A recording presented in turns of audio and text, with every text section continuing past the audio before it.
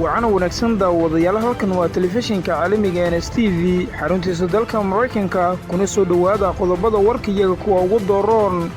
xasan cali khayre oo markiisii ugu horeysay dibadda ugu safreeyay tan iyo markii xilka laga qaaday dibadbaxyo looga soo horjeedo ra'iisul wasaaraha Yahuud oo sii xoogaysanaya faahfaahin ka soo baxaya khasaare ka dhashay qarax ka dhacay Kismaayo madaxweyne Farmaajo oo khudbad ka jeediyay munaasabad ka dhacday magaalada Juba iyo UK oo laga diiwaan geliyay in ka badan 10,000 oo kiis qodobadaasi iyo kuwa kale oo midsan gordhow diyaar garooba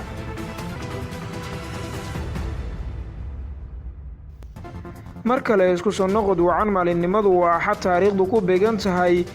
4 bisha Oktoobar sanadka 2020 kuna soo dhawaada qodobadii warka oo midsan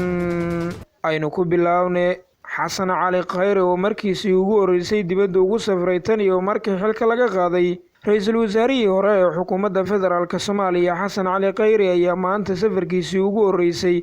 dalka uga baxay tan iyo markii xilka laga qaaday 25 bishii Julaay ee sanadkan xasan cali khayre oo bishii hore ku dhawaaqay inuu yahay musharax u taagan xilka madaxweynaha Soomaaliya ayaa maanta u dhoofay dalka Djibouti sidoo kale safarka xasan cali khayre ee maanta ayaa ku soo beegmaya iyadoo isla maanta uu safarkiisii ugu horeeyay dalka uga baxayo ra'iisul wasaare Maxamed Xuseen Rooble tan iyo markii xilka loo magacaabay 17 bishii hore ee Sebtembar Rooble ayaa ku wajahan dalka Kuwait si uu uga qayb galo tacsi loo sameynayo amiirka dalkaasi oo dhawaan ku geeriyooday dalka Mareykanka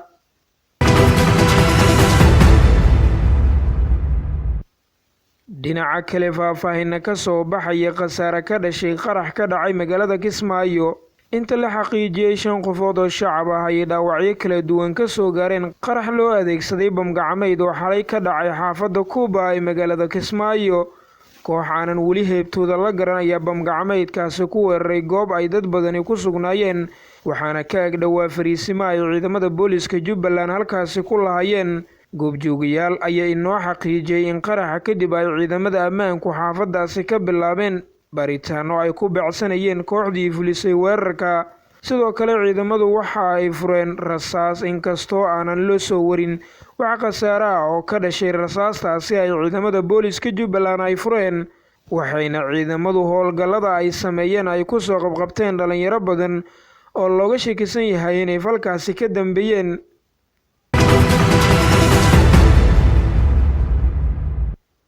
dhanka kale Rooble oo safarkiisii ugu horeysay dibadda maanta ugu baxaya tan iyo markii xilka loo magacaabay sida ay sheegayaan warar hoose oo aynu ka helnay madaxtooyada Villa Soomaaliya ra'iisul wasaare Maxamed Xuseen Rooble ayaa lagu wadaa inuu maanta oo axada dalka dibaddiisa uga baxo safarkiisii ugu horeeyay tan iyo markii loo magacaabay xilka ra'iisul wasaarenimo 17 bishii Sebtembar ayna soo gudubnay Rooble ayaa sida aynu xogta ku helayno ka qayb gali doona tacsi dalka Kuwait maanta loogu sameynayo amiirkii Mareykanka ku geeriyooday ee dalkaasi Sheikh Sabaax Al-Ahmed Al-Sabaax Sheikh Sabaax ayaa cisbitaal ku yaala dalka Mareykanka ku geeriyooday 29 bishii hore ee Sebtembar waxa uuna ahaa 91 jir wararku waxa ay intaa ku darayaan in safarkani markiisii hore loo qorsheeyay madaxweyne Farmaajo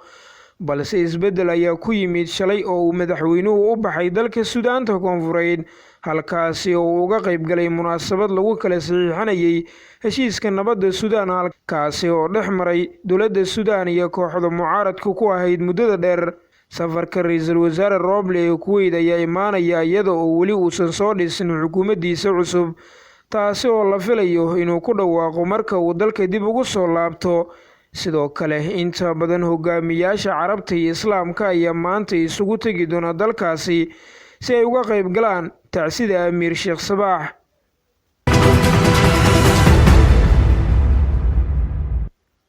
madaxweyne Farmaajo oo khudbad ka jeediyay munaasabad ka dhacday magaalada Juba madaxweynaha Soomaaliya Maxamed Cabdullaahi Farmaajo oo ku sugan magaalada caasimadda u ah dalka Suudaanta Koonfureed ee Juba ayaa halkaasi ka jeediyay khudbad ku aadan dhaqangelinta heshiiska nabadeed ee u dhexeeya dowladda Suudaan iyo kooxda wabaysan ee ka jira galbeedka iyo koonfurta dalkaasi madaxweynaha Jamhuuriyadda Federaalka Soomaaliya Mudane Maxamed Cabdullaahi Farmaajo oo khudbad ka jeediyay munaasabadda dhaqangelinta heshiiska nabadeed ee u dhexeeya dowladda Suudaan iyo kooxaha hubeysan ee galbeedka iyo koonfurta dalkaasi ayuu ku soo bandhigay garab istaagga shacabka iyo dowladda Soomaaliyeed ee ku aadan xaqiijinta nabadda, xasilloonida iyo nidaamka walaalahooda dalka Suudaan. Madaxweynaha ayaa tilmaamay in shacabka iyo dowladda Soomaaliyeed ay khibrad weyn u leeyihiin dhibaatada laga dhaxlo colaadda sokeeye, waxa uuna ka warbixiyay murugada iyo dib u dhicii xanuunka badnaa ee dalkeena ka soo gaaray dagaalkii sokeeye oo maanta shacabka Soomaaliyeed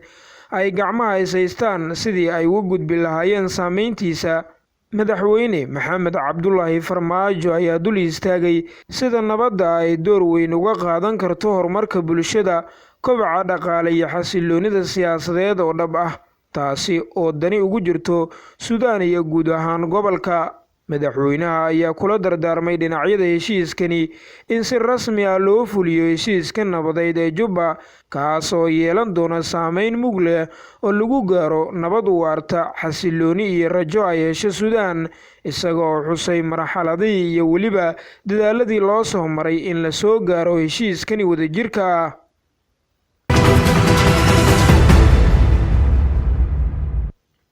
Geesta kale, dibadbaxyo looga soo horjeedo ra'iisul wasaaraha Yuhuudda oo sii xoogaystay. Kumanaan ruux ayaa weli Israa'iil ka wada dibadbaxyo xooggan oo looga soo horjeedo ra'iisul wasaaraha Yuhuudda Benjamin Netanyahu.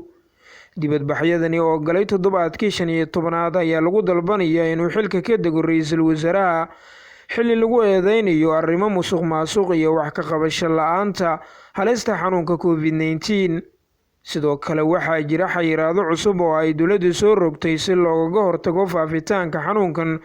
balse waxaa sidoo kale si weyn uga soo horjeestay shacabka oo u arka inay ku adag tahay. Sharciga Israa'iil ayaa ku khasbaynin ra'iisul wasaaraha inuu xilka ka dego, balse cadaadiska kaga imaanaya dhanka shacabka ayaa sii kordhaya.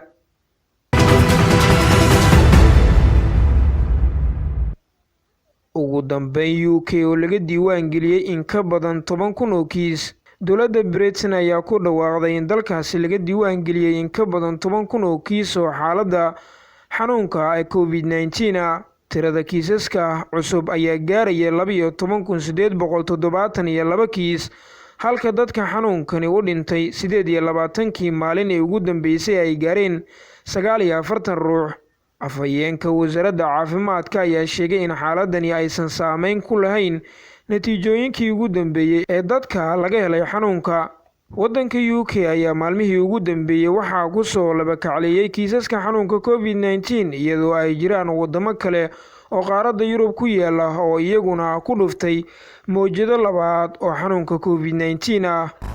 saaxiibada qiimaha iyo qaayaha inaga mudan guud ahaan waa inaga intaa warkii oo aad ka daawanayseen telefishinka caalamiga NSTV xaruntiisa dalka Mareykanka. Warsoo jeediyuhu waa Nigo Jamuni. Tan iyo warkaan mid laacin ah, nooli kulante nabaday.